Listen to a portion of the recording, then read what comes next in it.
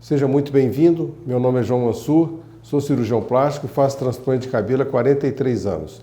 Vou mostrar uma comparação entre as mudas do FUT e as mudas do FUI.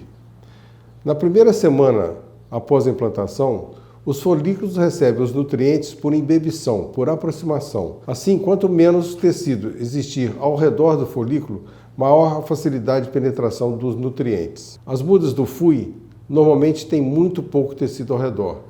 As mudas do FUT normalmente têm muito tecido ao redor. Mas nós conseguimos dissecá-la a ponto de deixar as mudas do FUT muito parecidas com as do FUI, ambas com pouco tecido ao redor. Esta é uma faixa típica de FUT de mais ou menos 21 centímetros de comprimento por 1,5 de largura. Nós temos nesse pedaço de faixa muitas mudinhas, muitos folículos. E a nossa missão, o nosso objetivo é separá-las sem haver transecção. Não pode cortar o folículo que ele não nasce. Se eu chegar aqui, usar uma gilete ou um bisturi, eu vou lesar muitos folículos. Assim, eu desenvolvi um sistema de cunhas que abre, dilacera o tecido sem cortá-lo. Da mesma forma que você abre uma cunha de uma madeira, ele dilacera o tecido. E com isso consegue dissecar uma faixa de mudinhas muito bem separadas e sem haver transecção.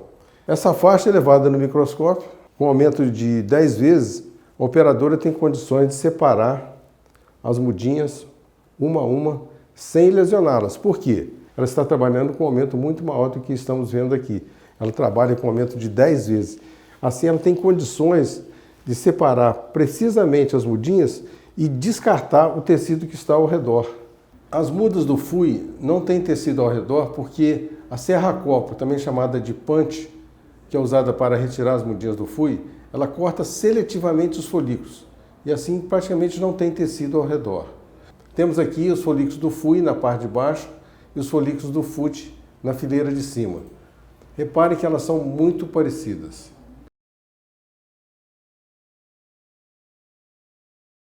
Aqui é a mesma coisa, embaixo as do FUI, em cima as mudas do FUT. Muito parecidas. Podemos concluir que as mudas do FUI e do FUT estão muito parecidas atualmente e ambas têm muito pouco tecido ao redor, facilitando assim a chegada dos nutrientes para os folículos.